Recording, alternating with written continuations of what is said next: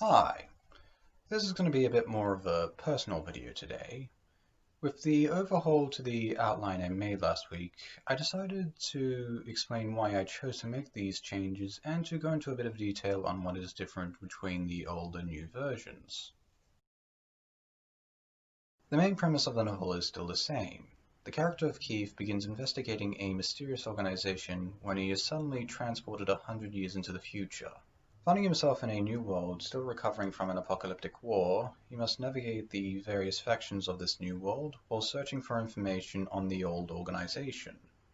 In addition to the main premise, and without getting into too many spoilers, the overall story has remained largely the same, with the main character's investigation into this mysterious organization being the main driving force of the novel. Finally, the background of the world is still largely the same, with the story set in the ruins of a futuristic Sydney that was insufficiently protected from a nuclear war.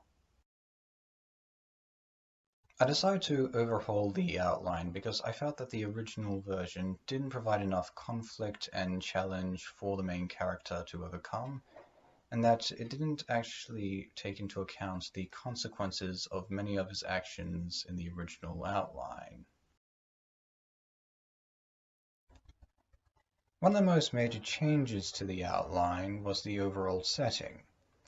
Initially, and one of the most consistent things about the outline as I worked on it, was that the story took place in a time where Sydney is on the way to being rebuilt, and it had been several decades since the apocalyptic war.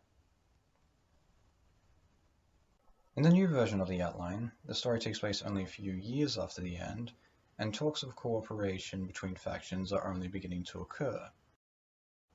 A lot of the rebuilding efforts that had taken place by the beginning of the original outline have also not occurred yet, and as such, a lot of the infrastructure in the city is still destroyed. I made these changes because it took away a lot of the safety nets that the main character would have used in the original version, and it forced me to consider how he would actually survive in this new world. Keith, the main character of the story, is largely the same at the beginning of both versions of the outline.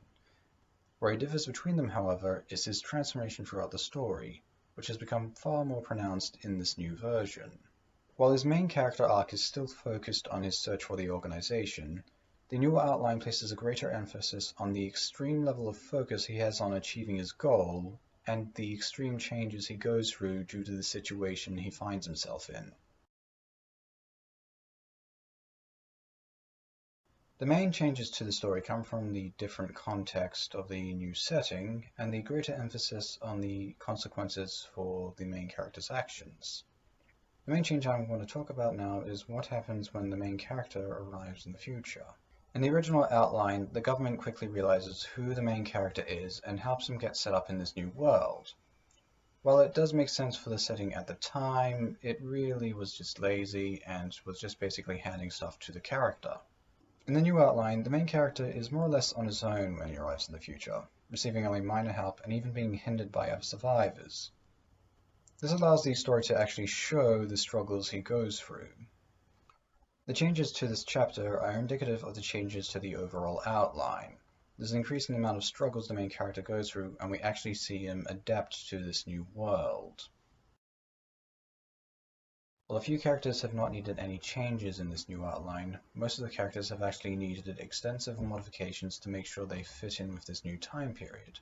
The most indicative one is the character of Thompson. In the old outline, Thompson was a former soldier who had become a government agent as the city was rebuilt. In the new outline, Thompson has been made into a soldier as he is still trying to survive the end of the world. Without getting into too many spoilers, another change is that the original outline had a more clear-cut villain, whereas in the new outline, a lot of the antagonists are morally grey, especially with some of the actions the main character ends up committing in later parts of the novel. The final change I wanted to discuss into this video is the changes to the potential sequels that could exist in the future. Whenever I start writing a novel, I usually intend to turn it into a series should it turn out to be successful, and sometimes I start outlining ideas for these other books. With the old outline, there's only ever a general idea of what the sequel's going to be about, and it followed the main character Keith as he explored a post-apocalyptic Australia while developing his powers, and eventually settled down to start his own settlement. With the new outline, I decided to have it be a bit more interconnected with any future sequels. I've outlined a few short paragraphs on what the story for each individual novel would be like, and while the first novel is a lot more disconnected from the rest of it, it still has some shared plot points and does leave enough room open for a new story.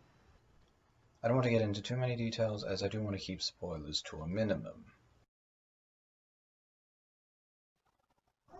I feel that I've made the overall story better by making the changes to the outline during this overhaul. I feel that the story is now a lot more focused on the main character as he struggles to adapt in this new world, and has a far greater emphasis on the consequences of his actions.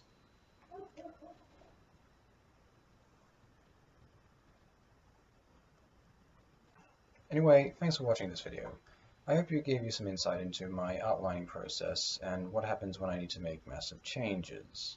Please leave your thoughts in the comment section below, and I will see you in the next video.